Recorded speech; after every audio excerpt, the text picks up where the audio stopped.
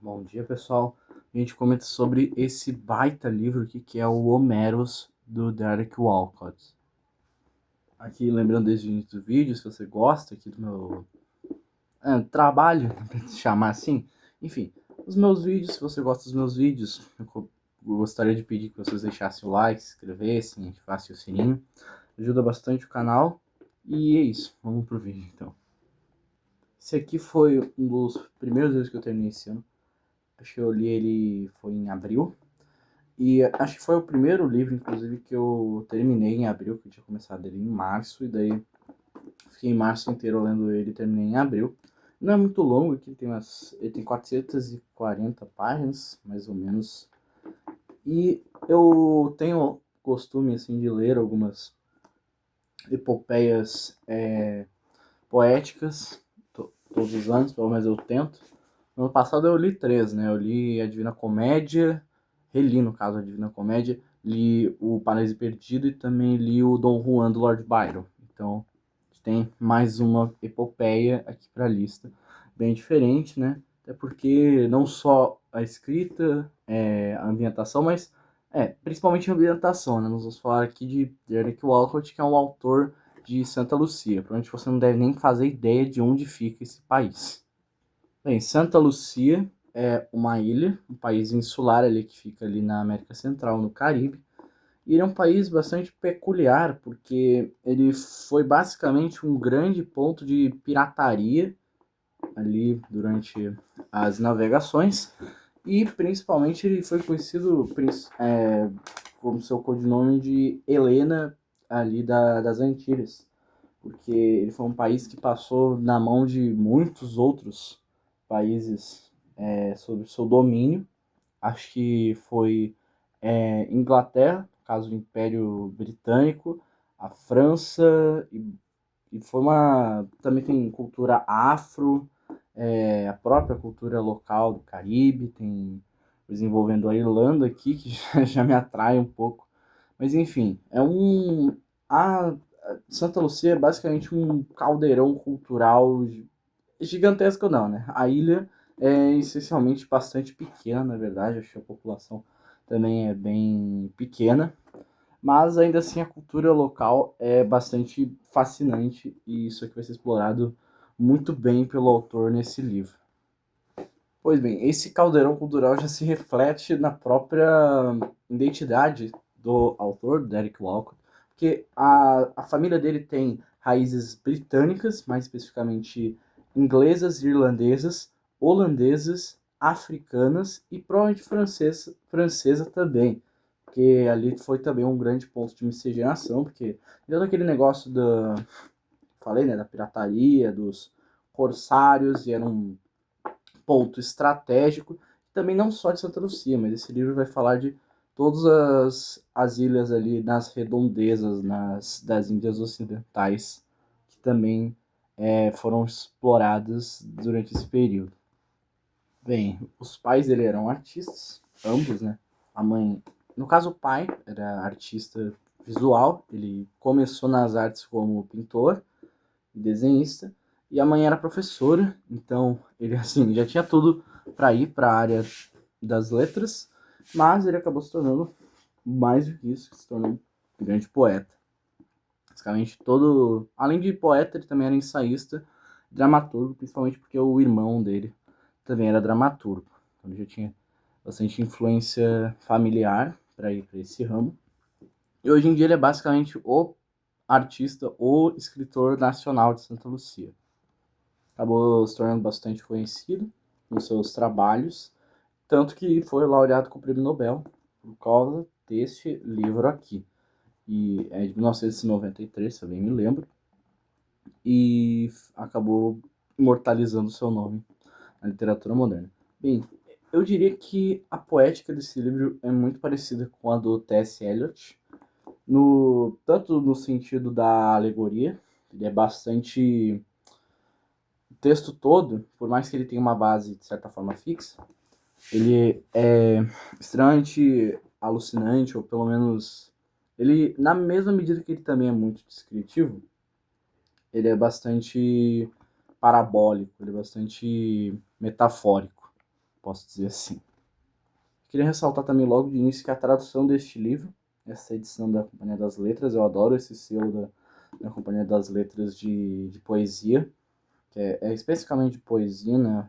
Eu li também desse selo esse ano do Wallace Stevens e da Szymborska, que também é outra que ganhou o Nobel. E as traduções desse selo geralmente são muito boas, e para esse livro não é exceção. Aqui o Paulo Visioli fez um ótimo trabalho, porque realmente, primeiro que ele meio que teve que abrir mão de algumas coisas, inevitavelmente nessa tradução, porque ele afirma no livro que o poema segue métrica, mais especificamente a métrica, eu esqueci o nome agora, mas é a mesma que a gente vê na Divina Comédia, mas que aqui não vai dar para fazer exatamente igual, né? Mas o conteúdo assim é extremamente coerente com o livro, muito minucioso também a tradução. Recomendo bastante vocês lerem essa aqui. Por mais que esteja difícil, de certa forma, de encontrar esse livro por aí. Pois bem, do que se trata esse livro? Esse livro aqui é basicamente mais um daqueles livros que posso dizer paródia. Vocês acham que às vezes eu questiono até o meu próprio gosto, porque quase todos os livros favoritos meus, que eu gosto muito, que eu geralmente gosto muito, são paródias de alguma coisa. E eu não sei porque, se é porque eu gosto da abordagem de humor ou simplesmente porque eu gosto de ver uma mesma história contada de outra forma. E bem, isso aqui é mais uma abordagem diferente das obras de Homero, né? Obviamente, já dá para ver logo pelo título Homeros, que é o nome, a grafia grega do próprio nome de Homero. Então isso daqui, você já imagina, vai ser tipo o Ulisses? Vai ser a Odisseia contada? Não, primeiro que isso daqui, a base é mais mesmo a Ilíada. A gente vai ter toda aquela briga envolvendo a ilha, a gente vai ter o colonialismo, né, abordado, então meio que ali Troia e Atenas também, essa correlação, essa comparação. A gente também vai ter as próprias figuras da Ilíada que vão ser retratadas aqui, baseadas ali no próprio contexto de Santa Lúcia. Então isso aqui é basicamente uma revisitação, uma reinterpretação da Ilíada, só que se passada, quer dizer, se passada em Santa Lúcia também é um exagero, talvez muito forte, não tão forte assim, mas porque a gente vai também dar uma volta em vários outros lugares do mundo, assim como a cultura de Santa Lúcia faz mesmo, por ser uma mistura de muitas outras.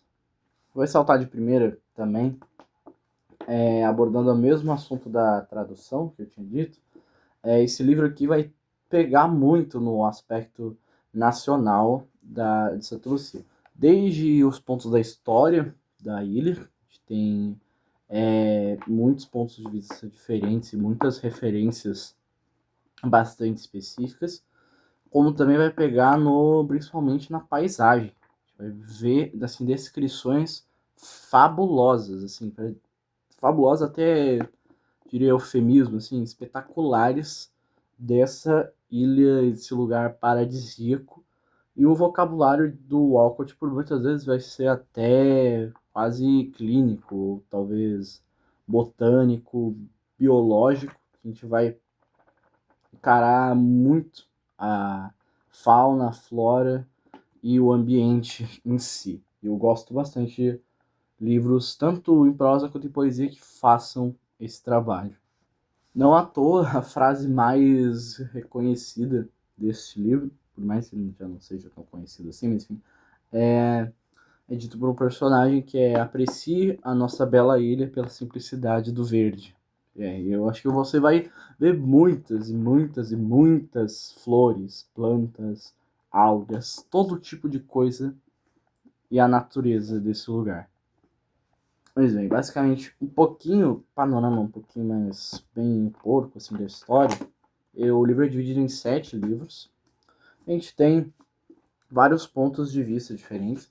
A gente não tem primeiro nem tem uma história fixa.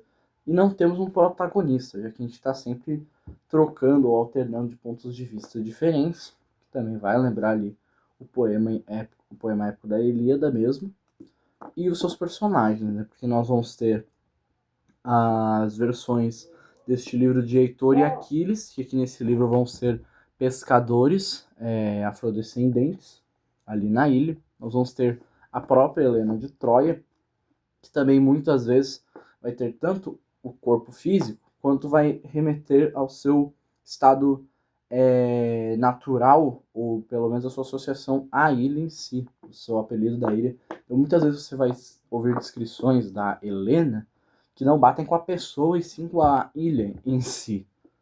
E também a briga também vai ser tanto pela pessoa, personagem Helena, quanto a ilha Santa Lúcia. Isso já vai me lembrar também outra coisa que já vai ser abordada aqui, que inegavelmente, devido a ser uma paródia de Homero, a gente vai ter que voltar para Joyce. E é claro que isso me lembra muito a Ana Lívia Plurabelle, de Finnegan's Wake, que é até citada no livro aqui. Tem uma passagem sobre uma personagem, que no caso a gente tem dois personagens, que é o Major Plunkett e a Maud, que são irlandeses, que estão ali na ilha e têm que conviver diariamente com o fato de eles estarem sob o jugo de uma colônia, né?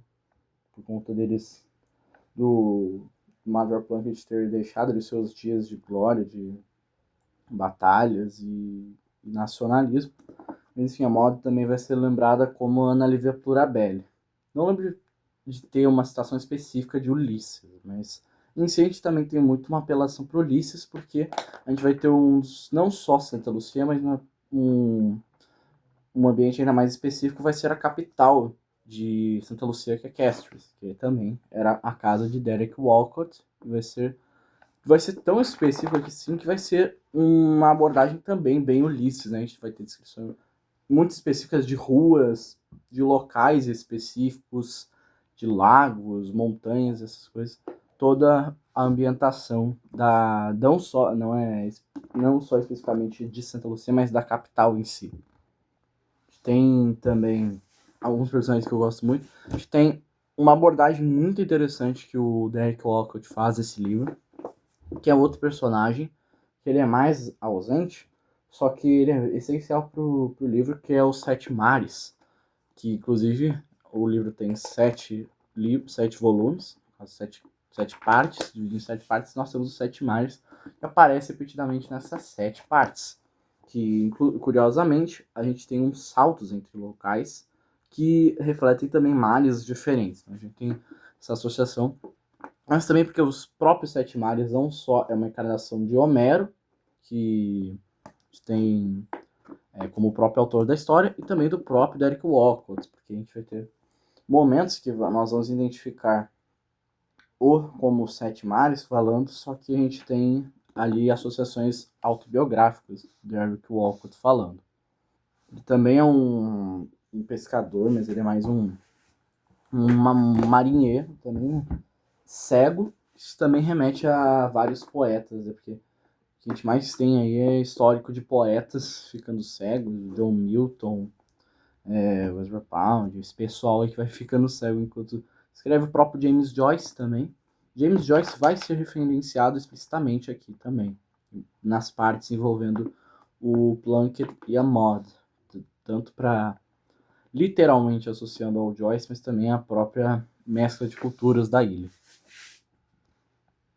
Também nós temos o Philoctete, que é um personagem interessante porque ele é uma figura de certa forma importante na Ilíada, só que ele tem um papel muito pontual, que ele basicamente é deixado de lado depois.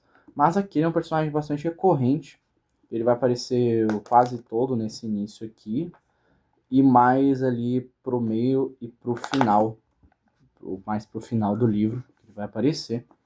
E ele vai ser figura bastante específica também aqui, mas metafórica, que aqui ele é também ele é uma pessoa ligada ao mar, e ele, assim como Filoctete na Ilíada, acaba tendo um ferimento, só que ele tem um ferimento na perna, que foi causado por uma âncora de navio, e ele é descendente de escravos, né? Porque Santa Lúcia também foi uma outra colônia que, nas mãos de várias outras potências, foi usada também para, se eu bem me lembro, para cana-de-açúcar e alguns outros commodities, assim. E ele vai ter essa cicatriz pulsando a todo momento, ele vai arranjar formas de curar essa cicatriz, e ele vai toda hora tanto associar isso ao peso de sua cor, seus ancestrais, mas também ele sente que ele não tem raízes, né? Tem a parte que ele diz, olha só, vejam só, quando ele está tirando vegetais do chão, e daí ele tira batatas do chão e diz, vejam só, vegetais, esse é o peso de não se ter raízes nesse mundo. Então ele tem essa consciência de apagamento cultural que o seu povo sofre. Aquiles e Heitor aqui também vão brigar por motivos diversos, especialmente por conta de Helena e visões divergentes envolvendo a ilha e o seu povo.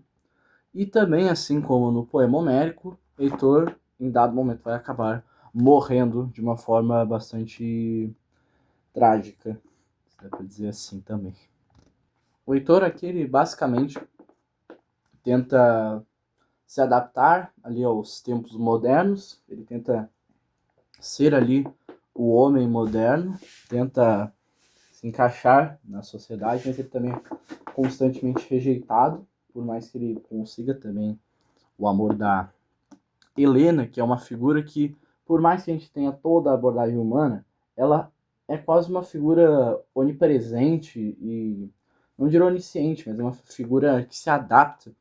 Então, ela não parece uma pessoa em si. A gente vê ela aparecendo, ela tem diálogos, claro, ela é descrita, mas devido à abordagem também, muitas vezes, que acontece dela, envolvendo a ilha, eu acredito que ela também não seja um personagem exatamente físico, a narrativa, ou pelo menos não, não seja para ser. Porque talvez também seja uma loucura minha, mas ela é descrita de formas diferentes por outros personagens. Por mais que ela tenha sempre a mesma característica de sedutora e irresistível, ela tem descrições físicas que divergem dependendo do personagem que descreve ela. Também tem a McKillman, que é uma figura, no caso ali é Mamãe Killman. Ela é dona de uma espécie de bar ali.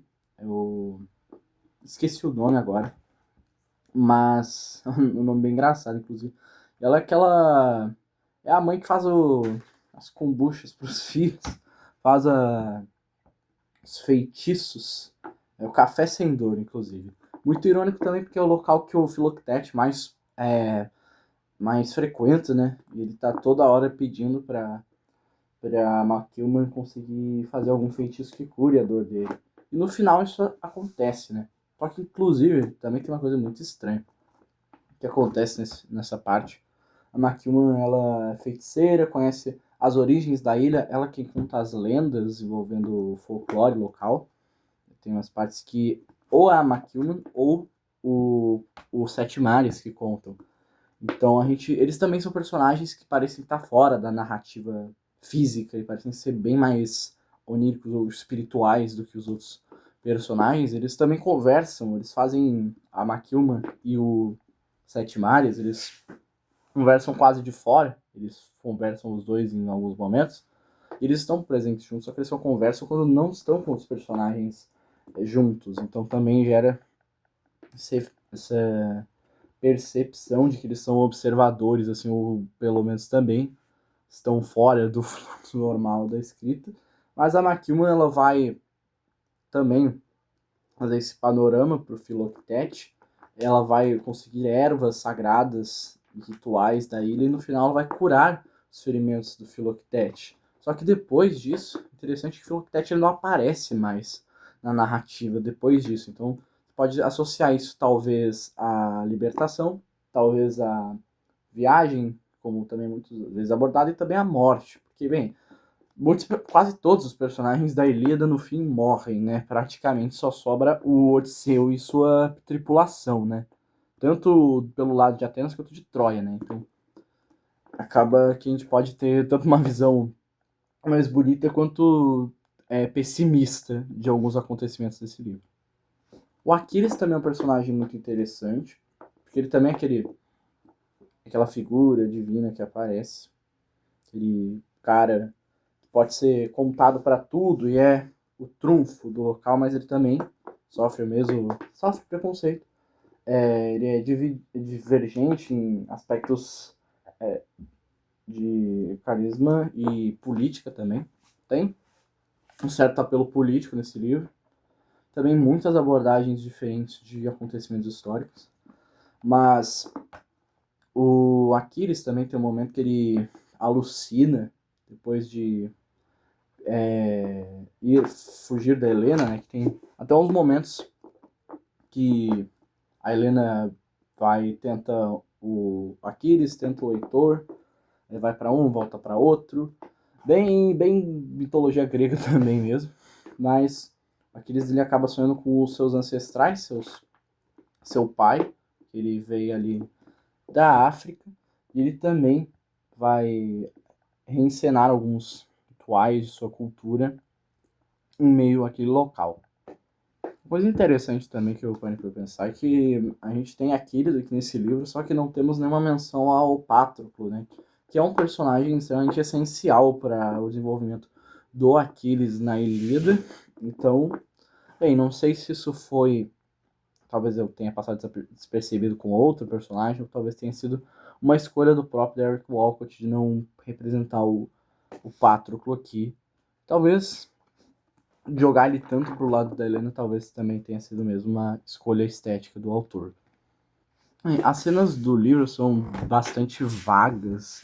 Não vagas no sentido ruim, mas elas são bastante agressivas. Eu gosto bastante. E o estilo poético eu acho muito legal. E eu falei que ele tem métrica, só que ele não... Ele tem uma métrica no inglês, no caso. Eu li aqui nessa versão em português. E eu também li no inglês. E a métrica só aparece mesmo na estrutura, né? No posicionamento da estrofe e dos versos. Porque as rimas são praticamente livres aqui. Então ele vai mudando a estrutura em algumas partes, conforme ele quer. Então quase um verso livre, por mais que ele tenha essa base de métrica clássica.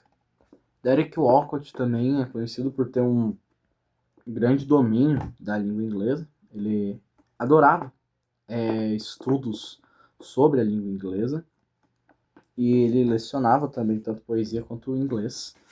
Mas esse livro também vai se utilizar de inúmeros aspectos linguísticos além do inglês.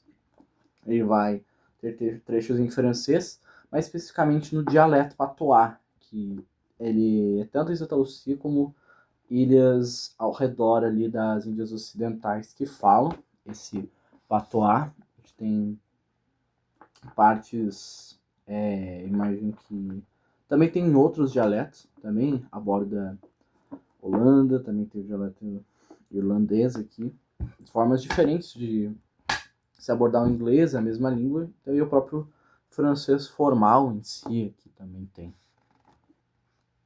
Ele tem bastante esse significado, assim, é uma obra bastante rica, e tem uma proeza estética muito grande, que a poética dele é realmente exuberante. Eu não comparei com o T.S. Eliot à toa, só que realmente ele tem a abordagem extremamente nacionalista. Ele vai ali esgotar até a última gota do que tiver para falar sobre Santa Lúcia.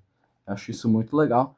Gosto muito de ler autores assim, que são extremamente arraigados aos seus países e realmente é o figura que mais vai estar ali proeminente em Santa Lúcia. Não conheço ninguém além dele, mas eu realmente fiquei bastante interessado logo de cara. Não vou dizer que por conta da abordagem joyciana, por conta da referência, talvez tenha influenciado um pouco. Não acho que absurdamente, não vou falar tanto assim. Mas é um livro bastante bonito, assim, passagens maravilhosas, um pano de fundo muito legal e é muito interessante. Eu gosto muito dessa progressão dessas abordagens, assim, parodiais, né? Ele pegando Homero, vai pegando depois o Joyce, daí a gente culmina aqui em Homeros. Livro muito bonito e interessante. O final do livro também é um pouco conclusivo, já que acontecem várias coisas assim. A gente tem revisitando acontecimentos históricos de Santa Lucia, como a Batalha de Saints, que é basicamente a batalha que decidiu o governo britânico como mais duradouro ali de Santa Lucia. E também tem abordagens de eleições locais, em alguns momentos. Tem de viagens por montanhas locais, também tem abordagem até de ativistas, alguns eventos importantes, de um grupo de um cara, eu acho que é Caroline alguma coisa, Caroline, deixa eu pesquisar aqui, Weldon, mais especificamente. Enfim, a gente tem essas abordagens também, não só do poema homérico e de outras reformulações de outras culturas, mas também do próprio país, muito além de acontecimentos históricos e a paisagem.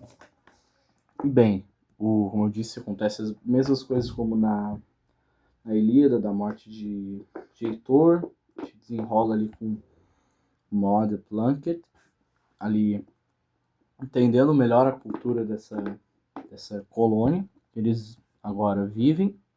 Bem, no final a gente tem basicamente todo narrado pela Helena, em que ela aparentemente estava grávida e ela vai abordando vários personagens e no final ela vai ali, desde a praia até toda Castries, toda a ilha, o que reforça ali o caráter da relação da personagem, ou pelo menos da ilha ser a personagem. Eu acho que é bem mais a ilha ser a personagem do que a personagem física representar a ilha em si. Um trecho aqui bem bonito aqui para vocês. Eu acho que exemplifica bastante a poética do Derek Walcott, que é esse trecho aqui, ó. Deixa eu ver. Capítulo 17, parte 3. As mariposas giravam lentas como guarda-sóis de seda, nas partidas de cricket na universidade. Às vezes as cigarras além da orla do pavilhão eclodiam num aplauso, por uma tacada perfeita. Lá pelas 5, as sombras dos jogadores no campo em declive tornavam-se história, e a luz naquele momento assumia uma cor de chá igual à de prosa. A prosa dos antigos jornais londrinos, The Sphere, The Tatler, The Illustrated London News. Então, de manso, o lânguido domínio dos lírios aquáticos no calor, atrás do acesso, fechado por juncos, ao estanque de Maud Plunkett. Flutuava para dentro das trevas. As nuvens morriam e o campo cintilava com pirilampos verdes, como fagulhas a voarem de um caldeirão noturno. As estrelas chamuscantes. Baixo sobre as mangueiras, quase pousando nos montes, como fogo debaixo de uma lata. O sol se retirou, e o horizonte envolveu os iates, as canoas e um império que se apagou com o último espasmódico lampejo, mas tão depressa que mal foi percebido. Tranquilamente, os Plunkett continuaram os desfiles. Continuaram. O cricket foi retomado como foram as penas brancas do elmo cerimonial do procônsul, e o metálico e o vermelho dos carros de bombeiros. Tudo que tinha sido deles nos foi dado para que entregássemos como quiséssemos. Além de, também no toque do crepúsculo, algo inesperado. Um governo que não fazia diferença alguma para Philoctete, nem para Aquiles, que não comprava sequer uma garrafa de querosene branco de Maquilma, uma penumbra sem qualquer pesar histórico pelos pescadores impelindo cavalos para as redes de arrastão, só por Plunkett, no fulgor laranja pálido do cais, avermelhar as mangas dos vendedores, a transmudar as bananas perto do mercado de carvão, nesta cidade que ele aprendera a amar. Esqueci também de falar, acho que essa talvez seja a associação maior que eu posso fazer com Ulisses também, mas que realmente Maud e Plunkett são realmente ali, respectivamente, Ulisses, né? Respectivamente, nesse caso, Penélope e Ulisses, né? Então te segue. Não à toa até a Maud fica ali boa parte do tempo tricotando, né? Que é exatamente o que a Penélope faz, esperando Ulisses retornar para Ítaca. Mais um trecho para a poética dele. Isso aqui é muito bom, tá? Estava para começar a dança espectral do inverno. Os flocos de neve imprimiam seus desenhos nas vidraças com crostas cada vez maiores. Lagos se endureciam como gelo. Uma lanterna acendia o coração do lobo. A relva hibernava sob os obstinados pinheiros. A luz se afundava na terra enquanto a trovoada crescente com suas vestes de guerra percorria as grandes pradarias. Com lança de corisco, face enfarinhada, cocar de corvo, mas trazendo a própria morte dentro de si, enfastiada. Deus vermelho levado com o outono e branco inverno cedo. Maravilhoso, assim. As imagens pictóricas que ele cria a partir das palavras. Outro dos meus episódios favoritos aqui, também muitos mais simples, mas também muito bons aqui. Capítulo 31, parte 2. Sete Mares pediu-lhe que rastelasse as folhas em seu quintal. A pomaraque derramava tantas que o tambor enferrujado logo ficava cheio, e mais iam caindo enquanto ele levava cada pilha. Por entre os dentes do rastelo, Aquiles ouviu falando uma língua morta. Ele queria limpar todo esse lugar. Passou o facão nas escórias da bananeira, agarrou a copa de um coqueiro enferrujado, sacudindo a sua base até que cedesse. Depois amontoou o lixo ao redor do tambor fumegante. O cão negro fazia danças de cachorro à sua volta, latindo, se abaixando e enroscando-se em seu calcanhar. Enquanto isso, a fogueira subia com ramos estalantes. Sete Mares, em seu caixote, chamou para afastar o cão de Aquiles. Ele queria perguntar a Sete Mares de onde as árvores recebiam nomes, olhando as costelas vegetais se endurecendo com o mesmo olhar do cego para as folhas das chamas que saltavam. E por que a centelha da nossa vida é sobrepujada por uma estrela? Mas a luz de uma estrela está morta, e talvez a nossa vida também o esteja. Então Aquiles viu o iguano nas folhas nos galhos da pomaraque, e um temor o congelou ao mesmo tempo que insuflava a flâmula da flama ascendente. Logo o bicho serreado desapareceu. Ele se afastou da sombra da pomaraque na grama diagramada pelo lagarto. Depois, como se ouvisse seu pensamento, Sete Mares disse: Arawak significa a raça queimada lá como as folhas, e pome é a palavra em patuá para maçã. Esta era a terra deles. Talvez ele tivesse escutado o iguano com seus ouvidos de cão, porque o cachorro estava latindo ao redor da base do tronco. Ele também nunca ouvira o nome do cachorro. Era um desses sábados que contém séculos, quando as camadas da história debaixo de nossos pés, camadas que às vezes a terra reflete com sinais minerais, podem jazer de uma lasca de quartzo. Aos poucos, Aquiles descobriu a história daquela manhã. Perto da sebe, os dentes do rastelo nas folhas mortas rasparam alguma pedra. Ele se abaixou para removê-la do obstáculo. Viu na rocha marcas profundas que congelaram seus dedos em ossos. De sua tumba violada, as feições ali entalhadas devolveram a mirada para o seu horror.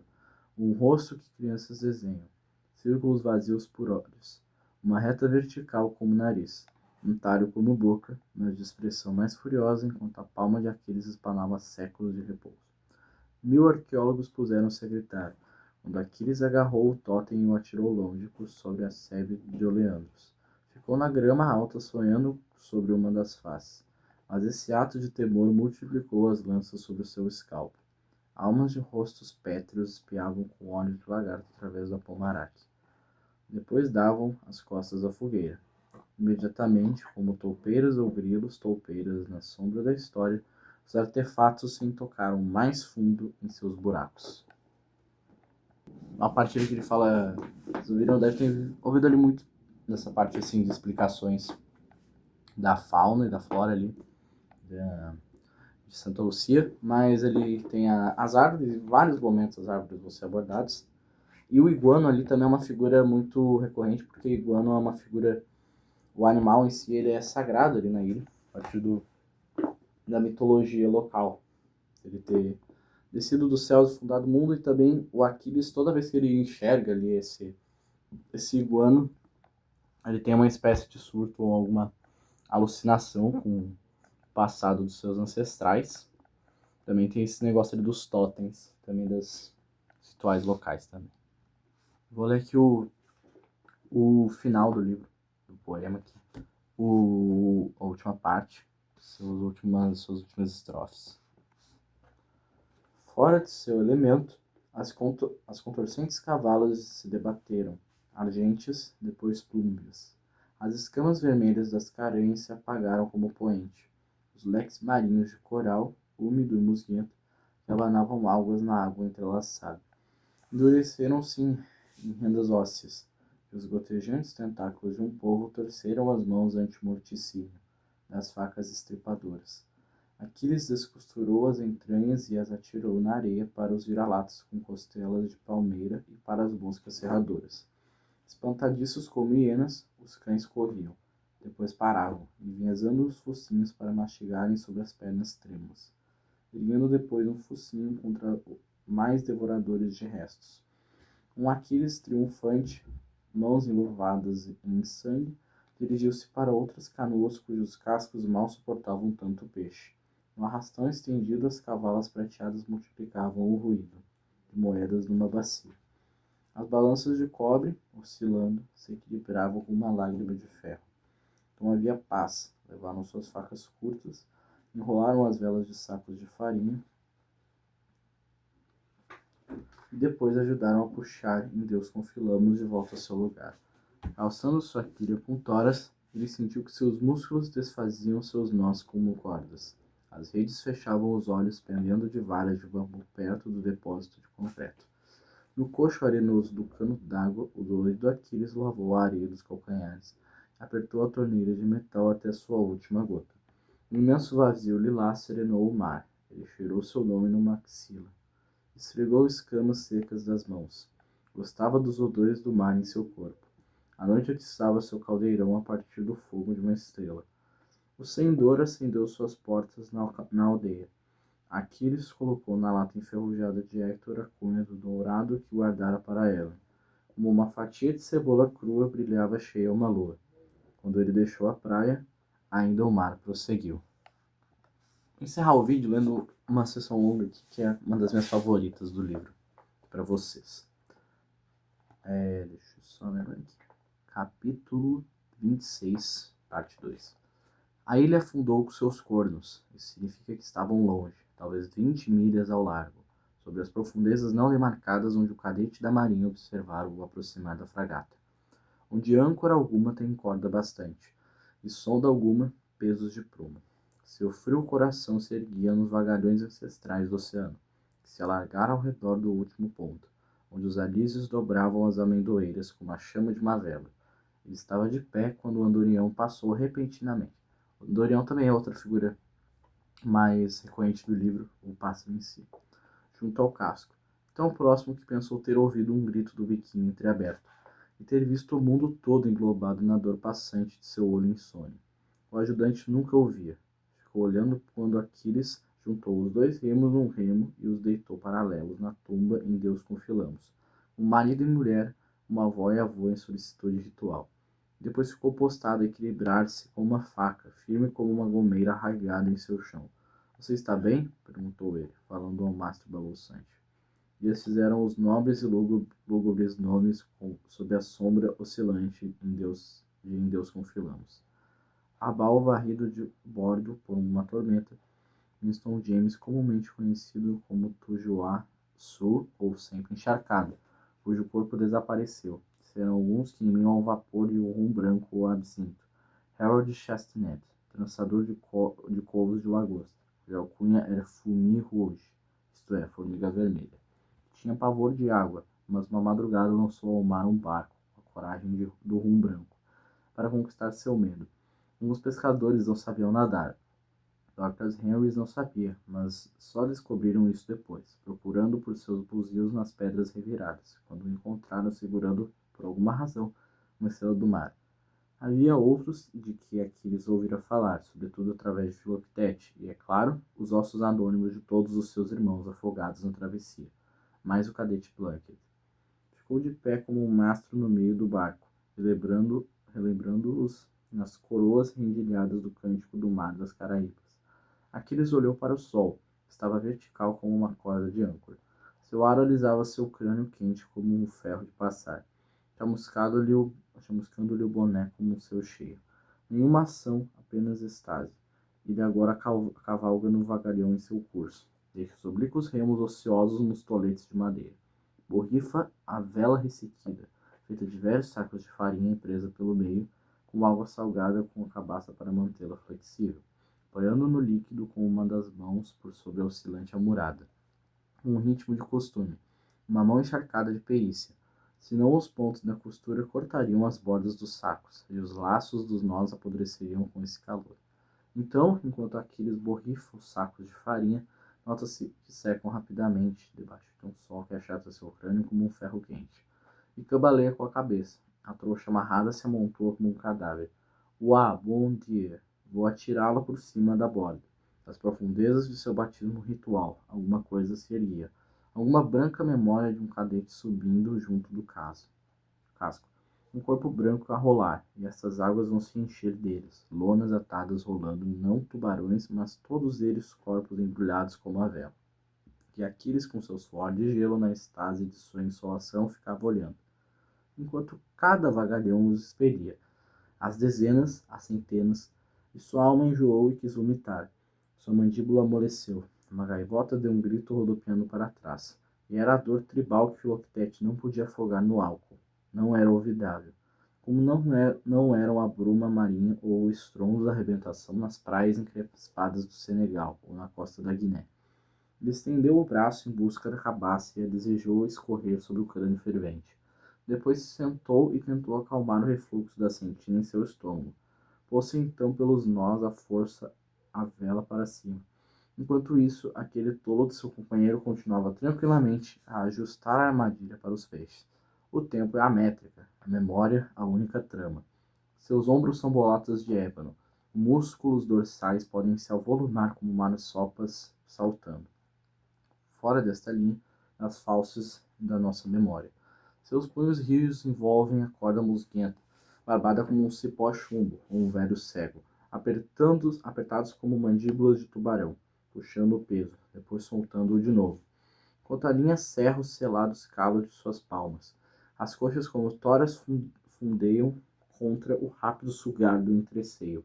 Eis aqui o meu domador de cavalos.